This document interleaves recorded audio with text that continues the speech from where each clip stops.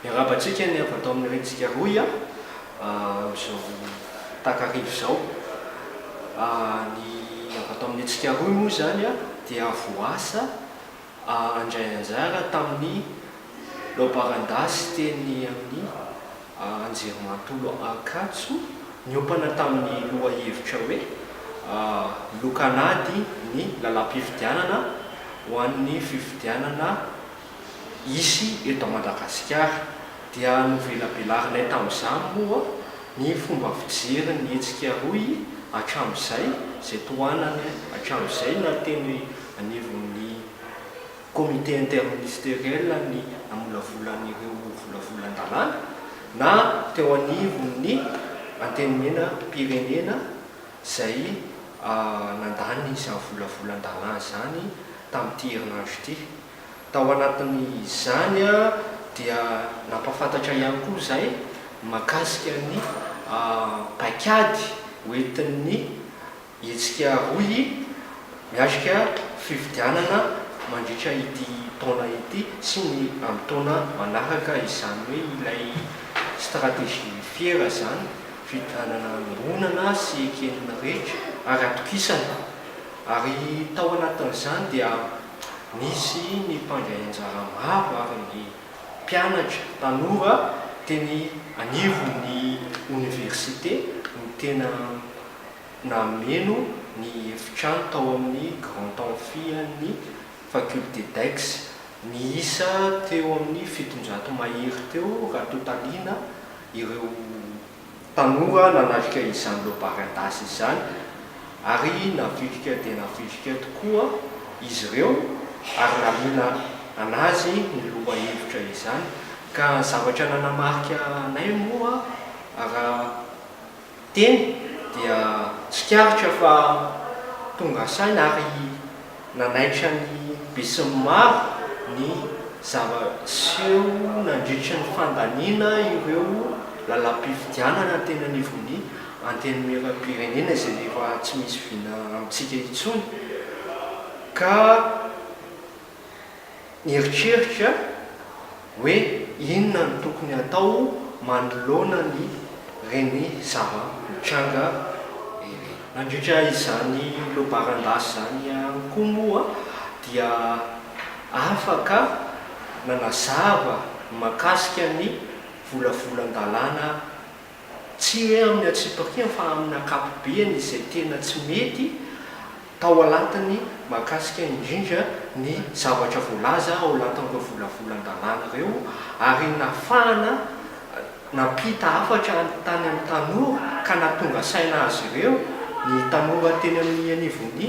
Anjerimantolo zany io tiako teneny, satria na izy ireo dia mbola tsy nafantatra velively ny izany anton'ny volavolan-dalàna sy ny ary io loharandasy io dia ahafahana nampafantatra ry zareo hoe misy ny zavatra tokony ahitsy ao anatin'ny volavolan-dalàna ireo fa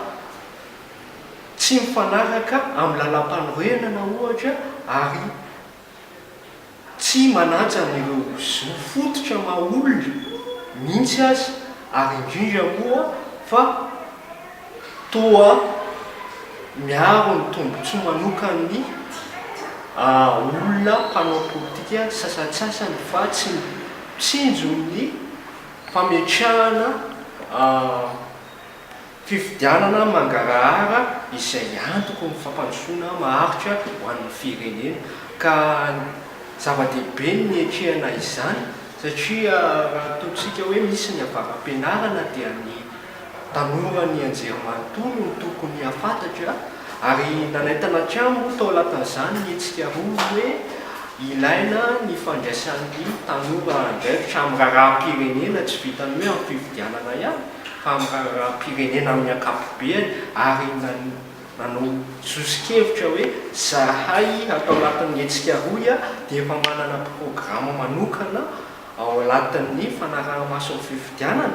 amin'ny fanabeazana ny olom-pirenena sy fanentanana ny olo-pirenena andray ny andraikitra tandrify azy ary zany dia miopana manokana ho an'ny tanora sy ny vehivavy izay mazana matetika tsy mandray anjara efa misy ny fifidianana eto amin'ny tansyariana etona moa zany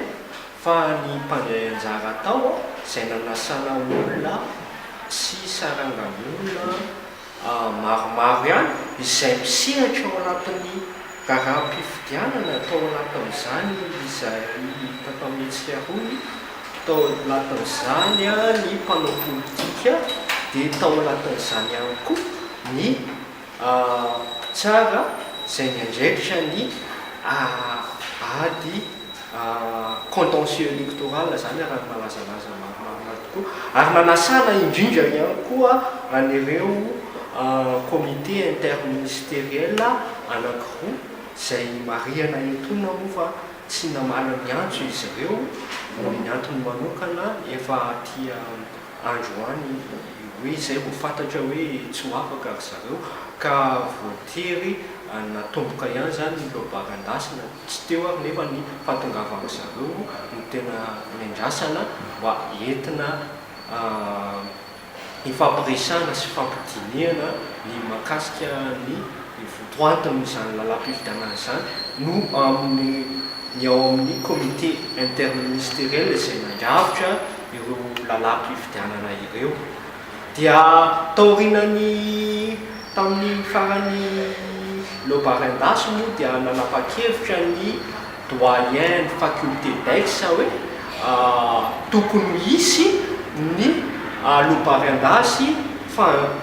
manaraka zay anasana mialoha an'ireo ekipan'ny comité interministériel izay tokony hiatrika tao androany satria lasa mandihila ilay ady hevitra ka tsy tonga any amin'izay tanjona tokony hisy azy ilay lobaran-dasy zany hoe fanakianana ilay lalam-pifidianana fotsiny ka tsisy manohana ny hevitra izy ireo anohanana hoe tokony mbola ety ve zany la volavolam-dalàna mpifidianana efa lany zany sa tokony mila fanitsiana aorinany izay